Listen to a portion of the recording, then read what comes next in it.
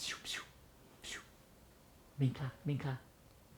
Vem comigo que você passa de ano.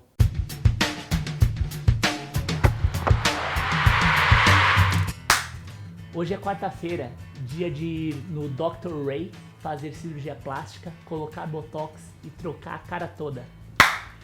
Polêmica.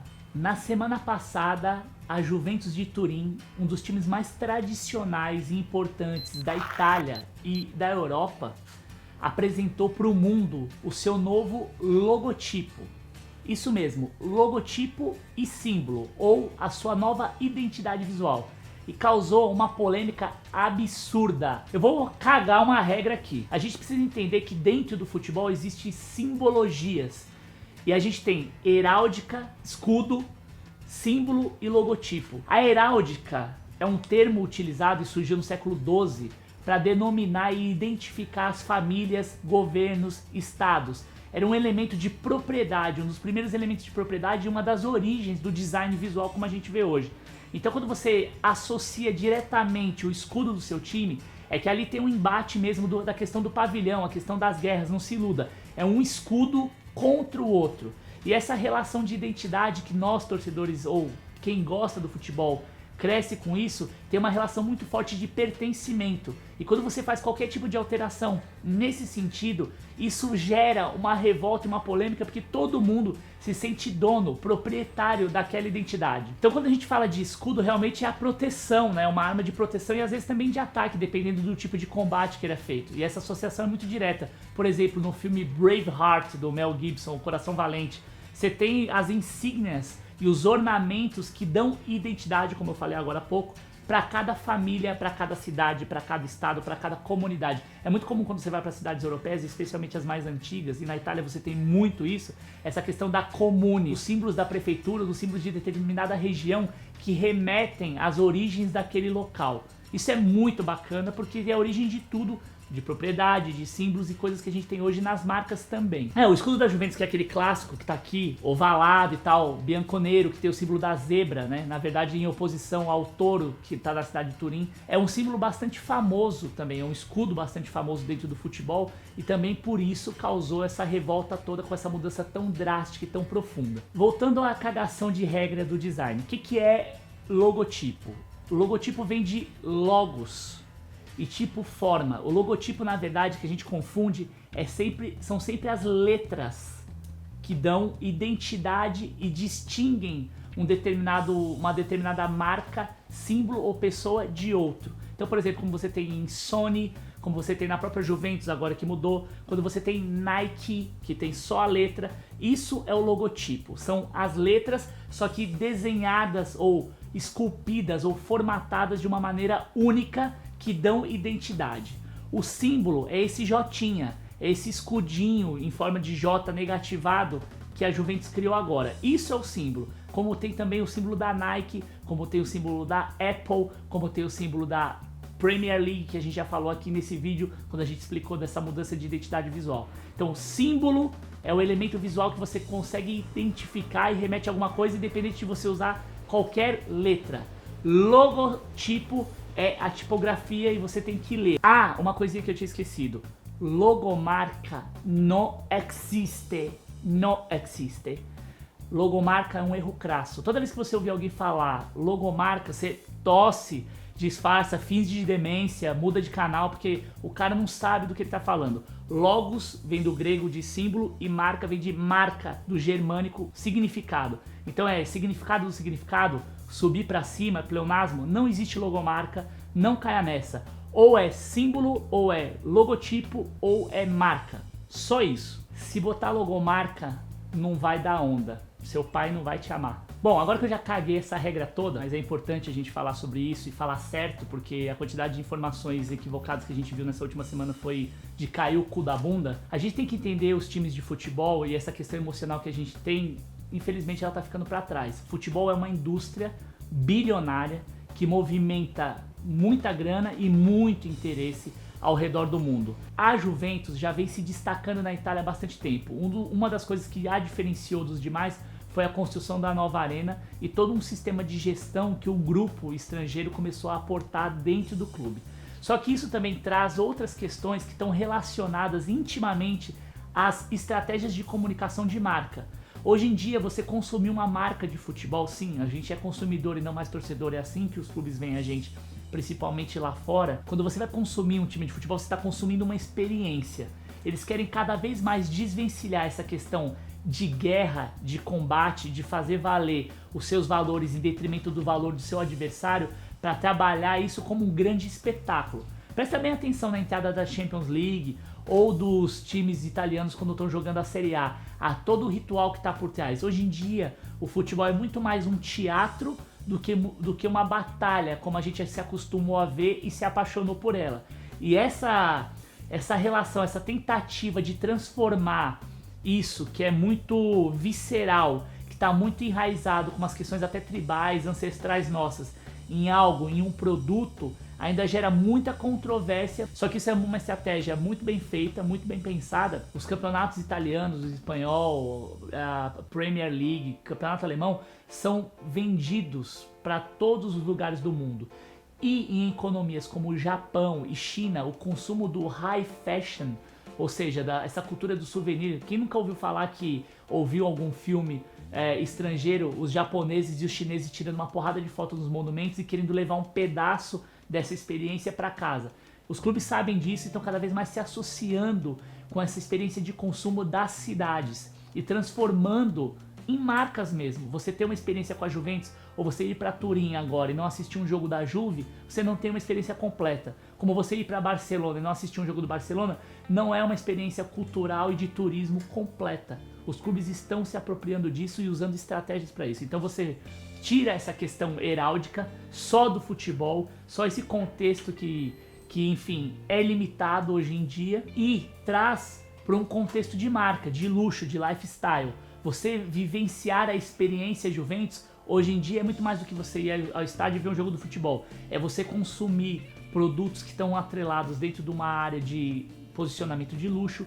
É você de repente ter uma experiência num café ou num bar. E por isso essa mudança tão drástica, transformando o que era um escudo num logotipo. A gente tem que entender que tem toda uma estratégia de comunicação e de reposicionamento de marca que é muito sofisticada, que é muito bem pensada, e essa, assim, quer nós queiramos ou não, ela está acontecendo. O clube olha para o futuro, abandona essa questão emocional que nós, seres humanos, nós torcedores temos, abandona isso e olha para frente.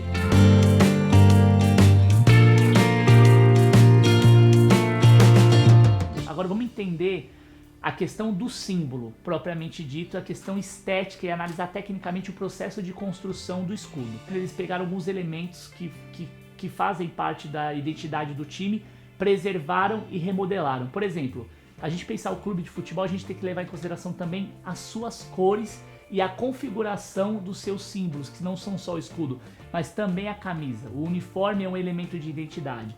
E sendo bianconero, como é a Juventus, esse preto e branco com essas listras, eles retiram esse elemento que também é identificável e que também a Juventus usava nos anos 40, tem uma foto aqui, e usou durante os anos 80 também, sem escudo durante muito tempo. Eles recortam isso e transformam 3 elementos base para poder construir esse novo símbolo. Vamos lá, só que isso sintetizado ou estilizado, como a gente fala, é a sintetização da forma. Pegam um formato de escudo, pegam a letra J e as listras verticais branco e preto. Só que existe o seguinte, entre o espaço da listra preta e da listra branca, você tem um intervalo. Esse branco é chamado de espaço negativo. O nosso olho consegue preencher isso e dar essa identificação para o nosso cérebro. É chamado de Gestalt. Gestalt. É a maneira como o cérebro humano compreende a forma. Então, voltando à construção, a gente tem um escudinho que está aqui, a gente tem o Jotinha, que também está aqui, e nós temos as listras verticais, pretas, só que elas estão aplicadas sobre um fundo branco, também está aqui. Aí você faz uma fusão, um blend desses 3 elementos para essa fórmula de construção do logo. E aí você tem esse J fininho aqui no primeiro canto, você tem um intervalo negativo que remete a faixa branca, pode ser aplicada num espaço negativo e o branco é interpretado também como ausência de cor. E você também tem uma outra forma do J completando e terminando o contorno. Esse princípio de construção faz parte do princípio modernista de construção de identidades. Essa empresa que é super especializada, já fez logos como Carrefour, TIM, e você pode reparar que Carrefour e TIM usam essa questão do espaço negativo para poder mostrar para você, chamar a sua atenção que existe ali alguma coisa escondida. O próprio Toblerone também tem isso, o que a gente chama de easter egg, são segredinhos que cada logo vai escondido. FedEx tem isso, você tem a seta entre o E e o X, enfim, são truques que os designers usam para construir marcas e dar essa identidade única para esses logotipos ou para esses símbolos. Eles adotaram o mesmo princípio, só que essas consultorias, eles já têm meio que uma fórmula de construção desses processos. E ao meu ver, quando você vai trabalhar com futebol, com moda, alguns segmentos são muito específicos. Eu acho que você trabalhar com um estúdio boutique, um estúdio menor, que vai dar um atendimento mais bespoke, mais cuidadoso para esse tipo de trabalho, você consegue ter resultados melhores. A estratégia do Clube Juventus é transformar-se em uma marca, mas ainda assim eu acho que a execução ficou um pouco simples demais e que deu margem exatamente para essas reclamações de abusos de plágio que a gente está vendo aqui. Né, tenista que tem marca parecida, a marca fica muito simples e muito efêmera, como a gente costuma dizer também dentro do contexto. Você perde também um pouco dessa identidade única que de repente o escudo tinha, e isso também causa essa revolta nos torcedores. Poxa, a gente era tão distinto, tão único, e agora a gente é parecido com uma marca de tenista qualquer ou com uma outra marca brasileira de produtos quaisquer. Então isso também é um dos motivos que gera essa revolta. Talvez as pessoas não sabem explicar, mas elas querem ser únicas.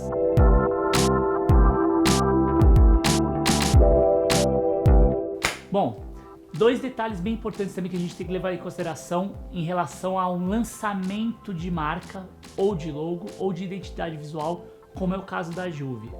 Você tem um tempo de maturação. O que é esse tempo de maturação? É o tempo que todo mundo leva para se acostumar, para se ambientar e para reconhecer esse novo símbolo no dia a dia.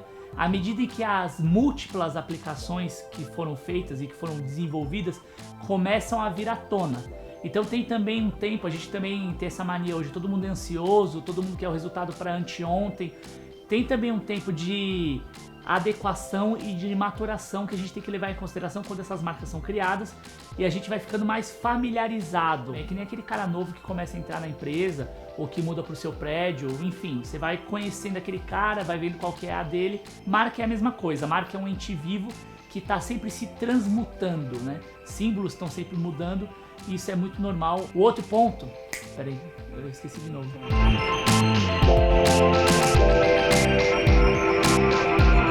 Acho que do ponto de vista de execução do símbolo ficou a desejar e talvez por isso as pessoas tenham reclamado tanto.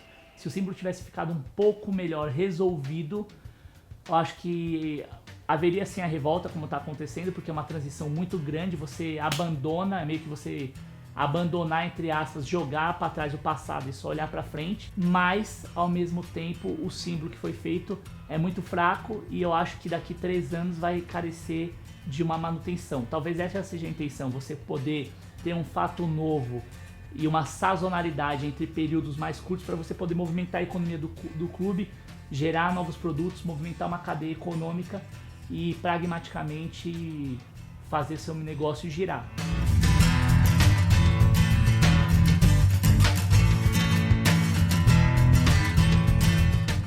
Botou pra frustrar? Curtiu o programa de hoje? Entendeu o que é heráldica, logotipo e que logomarca não existe? O que você achou que a Juventus fez com o time?